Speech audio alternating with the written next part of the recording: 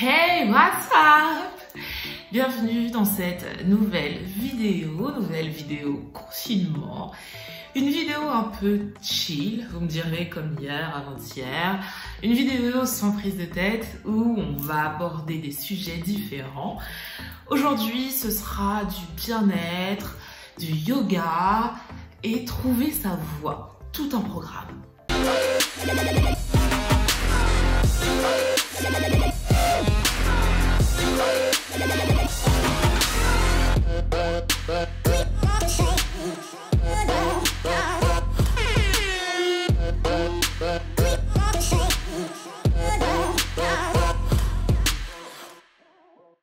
C'est vrai que depuis le début de l'année, je vous parle souvent du yoga et je me suis dit que ce serait intéressant aujourd'hui de vous en parler plus en détail, vraiment mon approche personnelle du yoga.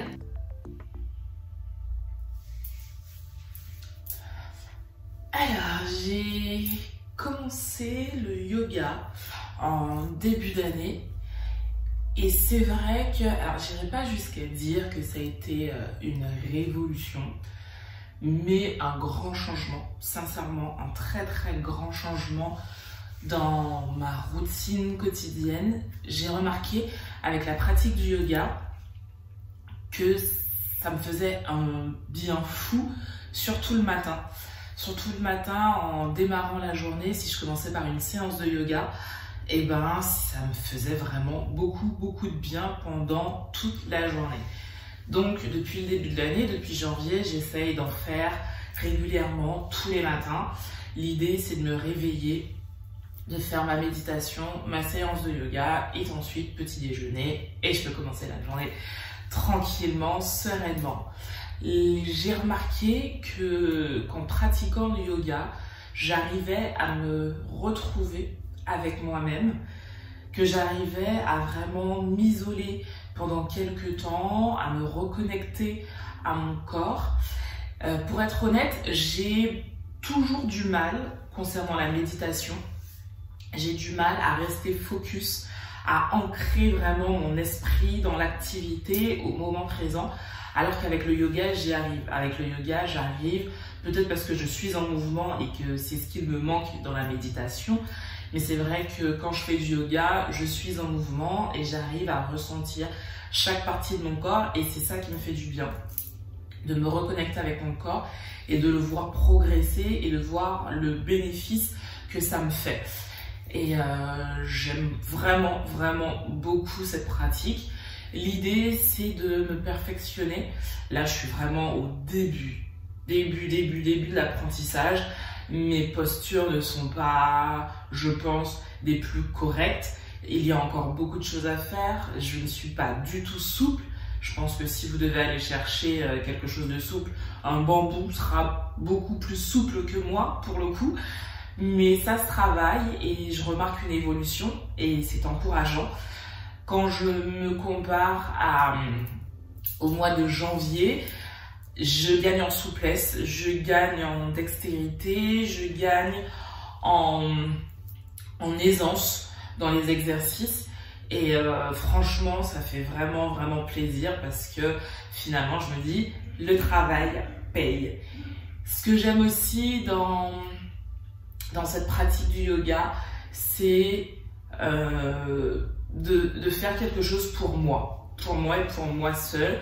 Voilà, je le fais pas pour que quelqu'un puisse le lire, je le fais pas pour qu'on puisse regarder la vidéo, je le fais vraiment parce que ça me fait du bien à moi. Et je crois que c'est important de trouver des activités qui nous plaisent à soi sans qu'il y ait un but quelconque derrière, si ce n'est se faire du bien. Et je trouve ça dans cette pratique du yoga, et c'est vraiment agréable de faire des choses juste pour soi. Je pense qu'on oublie des fois que l'une des choses les plus importantes dans notre vie, c'est de se faire du bien. Et on fait passer beaucoup de choses avant son bien-être, le bien-être des autres, des gens qu'on aime, son travail. Et souvent, nous, on arrive après beaucoup de choses. Et cette pratique me permet de me remettre vraiment au début de cette lignée Et une fois que moi je me fais du bien, bah, finalement je réalise aussi que j'arrive à faire peut-être plus de choses de manière plus sereine pour les autres. Et je crois que c'est un cercle vicieux en fait, un cercle bénéfique. Je me fais du bien, je me sens plus sereine, je me sens mieux. Donc j'arrive plus facilement à faire du bien aux autres qui eux, par la suite, vont se sentir mieux et qui vont me retourner justement cette bienveillance, ce bonheur et on recommence. Et cette roue-là, depuis la pratique du yoga, j'ai l'impression de la percevoir beaucoup plus. Et franchement, ça fait du bien. Je crois que ce qui est important, alors je me suis réveillée il n'y a pas longtemps, donc voilà. Je crois que ce qui est important quand on pratique une nouvelle activité, c'est surtout de ne pas être trop dur avec soi-même. Alors c'est important d'y aller pas à pas, régulièrement, parce que c'est la régularité qui finalement nous aidera à progresser. Mais je le vois avec le yoga par exemple, tout n'est pas parfait. Je suis loin d'être à un niveau avancé, je suis vraiment au niveau débutant. Mais le bien-être que ça me procure, je me dis, alors c'est pas grave si c'est pas parfait, mais fais-le quand même. Fais-le quand même. Il y a des postures qui sont plus difficiles à faire que d'autres. Hier, par exemple, avant-hier, j'ai essayé le poirier. Alors, je suis arrivée au demi-poirier. Je n'ai pas réussi le poirier, mais c'est pas grave. Je vais continuer, je vais progresser et un jour, j'y arriverai. Il y a d'autres aussi positions, surtout au niveau de la souplesse, qui me font vraiment, vraiment mal. Moi, je fais souvent de la méditation, du yoga guidé. Et le temps, le laps de temps pendant lequel je suis censée tenir la position, des fois c'est hyper dur. Mais je me dis, c'est pas grave, là j'ai lâché avant la fin du temps imparti, mais la prochaine fois j'essaierai de rester un petit peu plus longtemps et d'avancer comme ça dans le temps. Et je pense que c'est comme ça qu'on arrive à être meilleur dans une nouvelle discipline. C'est en étant régulier, voilà, le faire régulièrement, en étant surtout bienveillant avec soi-même. Et je crois que si on arrive à être régulier, à être bienveillant, à ne pas s'auto-flageoler, c'est flageoler? Je suis pas sûre que ce soit ce mot. J'ai un doute. Mais bon, vous me direz si c'est ça ou pas. Mais voilà, vous avez compris l'idée. Si on y arrive, ben je crois qu'on ne peut que progresser. Dites-moi si vous pratiquez aussi le yoga. Comment vous le pratiquez? Est-ce que vous le faites en salle, seul? Est-ce que vous avez un professeur? Est-ce que vous êtes professeur de yoga? Et je serais vraiment contente de savoir quel est votre avis sur cette pratique, comment vous l'avez découverte et quel bien ça vous procure. Voilà. On reste toujours dans une sphère bien-être. Là, je vais vous parler de l'ikigai. Alors, l'ikigai, c'est quelque chose que j'ai découvert il y a pas longtemps, il n'y a pas très longtemps, pour être honnête. Et en fait, c'est... Alors, là, je lis ce livre-là. Le livre de l'ikigai, Le secret du bonheur de Bettina Lemke. Je ne sais pas si je prononce bien son nom. Et en fait, l'idée de l'ikigai, c'est de trouver votre voie. Alors, vous me direz, oui, c'est bien beau, mais tu fais ça comment? En fait, depuis quelques temps, depuis quelques mois même, je me pose cette question, pourquoi suis-je sur Terre? Quelle est ma destinée? Est-ce que je ne suis qu'une hôtesse de l'air? Est-ce que je ne suis qu'une blogueuse, qu'une youtubeuse? Ou est-ce que j'ai une mission beaucoup plus importante sur Terre? Je reste persuadée, convaincue que nous avons chacun une mission. Après, quand je dis ça, il faut aussi relativiser. Quand je dis que je pense que nous avons chacun une mission sur Terre, ça ne veut pas dire que tout le monde sera forcément président de son pays, que tout le monde réussira à révolutionner le monde, que tout le monde sera le prochain Zuckerberg ou des choses comme ça. Avoir une mission sur Terre, ça peut être par exemple être quelqu'un d'investi dans une cause, ça peut être un parent qui va tout mettre en œuvre pour que ses enfants réussissent. Une mission, ça peut être aussi personnel, mettre en place des choses pour réussir, que ce soit au niveau professionnel, personnel. Voilà, la mission, c'est ça. Et des fois, j'ai l'impression qu'on reste en surface de ce qu'on est capable de faire sans vraiment creuser. Et je suis arrivée à ce stade-là où j'ai l'impression de pouvoir faire plus, mais de ne pas savoir quoi. Je sais que je peux plus, je sais que j'ai des capacités pour faire plus, mais faire plus quoi? Et c'est ce que je suis en train de chercher depuis quelques mois. Et pour ça, l'ikigai vient à ma rescousse. L'ikigai, voilà. En fait, l'idée vraiment de base de l'ikigai, c'est ça.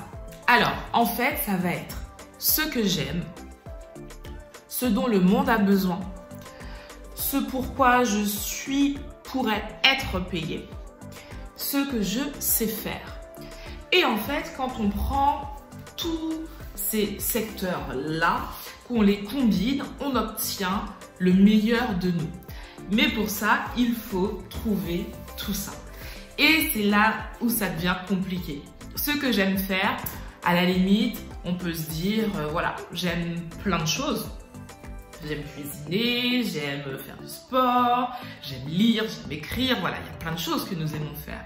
Mais une fois que nous savons ce que nous aimons faire, il faut pousser un petit peu plus la réflexion de j'aime faire ça, mais dans quel domaine j'ai une expertise? Et là, ça devient compliqué. Nous avons tous une expertise dans un domaine quelconque, plus ou moins. Mais c'est vrai que des fois, on ne pousse pas, comme je le disais tout à l'heure, on ne pousse pas cette compétence à son paroxysme. Ce qui fait qu'on est, au lieu d'être là, on va être là. Et l'idée, en fait, de travailler sur son ikigai, c'est de sortir de sa zone de confort, aller vraiment vers le meilleur de ce que l'on pourrait être avec les capacités que l'on a. Et c'est pas évident.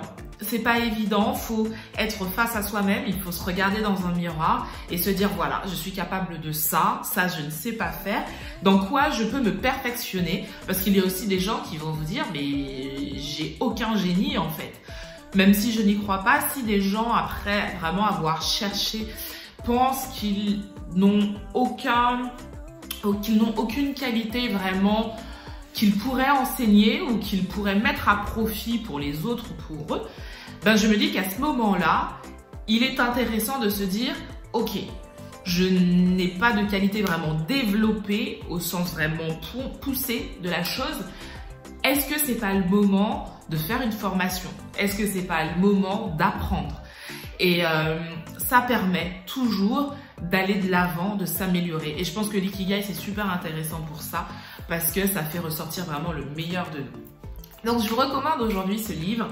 Moi je suis en plein dedans, je l'ai pas fini, mais je me dis que pendant cette période de confinement, finalement, est-ce que ce serait pas le bon moment pour chercher qui l'on est vraiment, ce que l'on aime vraiment, ce qu'on a vraiment envie de faire. Là, on a le temps. On ne peut pas trouver l'excuse de bah non, j'ai pas le temps, je travaille, j'ai trop de choses à faire. Non, là, on est en confinement. Et en fait, le truc, c'est je pense qu'il est important de prendre le positif de toute chose. Et alors oui, le confinement, il y a des aspects négatifs, on est d'accord et je vais pas revenir dessus. Mais si on prenait le temps d'analyser cette situation, on pourrait en ressortir énormément d'aspects positifs. Et notamment, avoir le temps de faire tout ce qu'on n'avait pas pu faire avant. Et je me dis que, voilà, on peut le faire maintenant. Ce sera pas dans un an, ni dans 2 ans, c'est maintenant. Donc, l'ikigai, trouvez votre ikigai. Si vous avez déjà fait cet exercice, dites-moi en commentaire comment ça s'est passé. Est-ce que vous avez trouvé ça compliqué? Est-ce que finalement vous avez trouvé ce que vous vouliez? Ou est-ce que ça n'a pas marché pour vous? Vraiment, je serais curieuse de savoir ceux qui ont essayé ou ceux qui ont réussi, ceux qui n'ont pas réussi, comment vous avez abordé ce sujet. Ce serait super intéressant. On va rester dans le domaine du surpassement de soi. Voilà, c'est ça. On va rester dans le domaine du surpassement de soi avec le film du jour. Le film du jour est un très ancien film qui remonte à 2001. C'est Le plus beau des combats. C'est un film Disney et on l'a regardé hier avec Doudou. Alors l'histoire, c'est... On est dans les années... que je dise pas de bêtises, attendez, je l'ai noté. Ouais, on est dans les années 70. dans les années 70 où il y a encore énormément de racisme, de ségrégation. On est en Amérique et il y a une équipe de football américain. Une équipe composée majoritairement d'hommes blancs.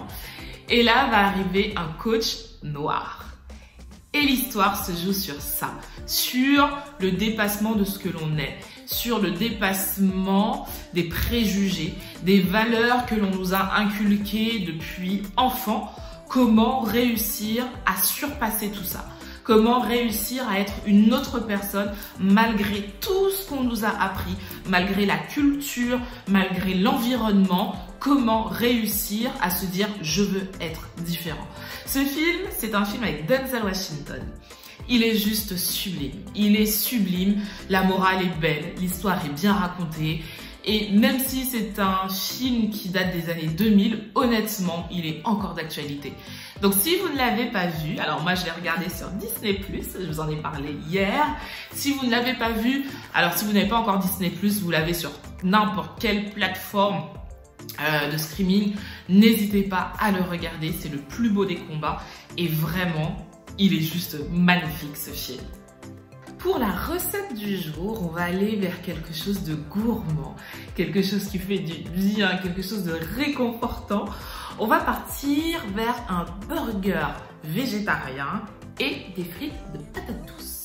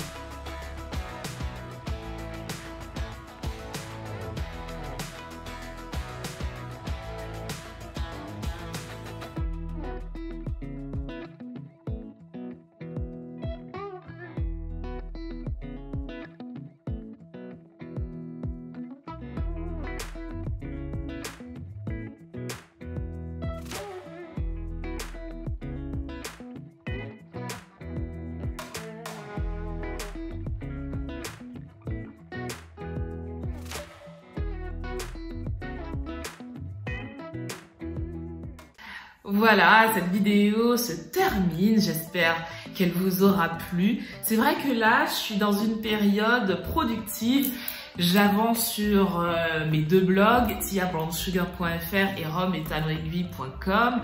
D'ailleurs, il y a un article qui va sortir sur les distilleries qui mettent à profit de l'alcool pour faire du gel hydroalcoolique. Donc, si ça vous intéresse, vous pouvez basculer sur rhum-et-talon-aiguille. Sur Tia Brown Sugar, vous avez tout un tas d'articles. Les dernières en date concerne le film, la série Self-Made sur Netflix. D'ailleurs, si vous ne l'avez pas vu, allez-y. Et ensuite, venez sur le blog voir mon analyse de cette série. Voilà pour tout ce qui est blog. Évidemment, sur Instagram, j'essaye de poster des photos régulièrement. C'est vrai que j'étais pas très régulière ces derniers mois, mais là, j'ai le temps. Donc, je poste des photos. J'essaye tous les jours, c'est pas évident. Il faut du contenu, j'en ai pas énormément. Mais voilà, j'essaye et je suis contente. Vraiment, pour l'instant, ça fait 10 jours pour moi de confinement. Ça se passe très bien. Je croise les doigts pour que ça continue comme ça. Donc n'hésitez pas, à vous abonner à mes différents réseaux sociaux. En plus, vraiment pour le coup, sur Instagram, je suis beaucoup plus active. Et si vous avez des questions en DM, c'est beaucoup plus simple. Donc n'hésitez pas. Pour YouTube, vous activez la petite cloche, vous vous abonnez. Comme ça, vous savez en temps et en heure quand il y a une vidéo de sortie. Merci d'être là, sincèrement du fond du cœur, on est de plus en plus nombreux et ça fait plaisir. Donc partagez l'information. Il y a une meuf plutôt cool, plutôt sympa qui fait des vidéos avec un contenu plutôt intéressant. Donc allez-y, partagez les vidéos, ça me ferait vraiment plaisir. Sur ce, j'ai assez parlé. Je vous dis à très très vite et je vous fais des bisous.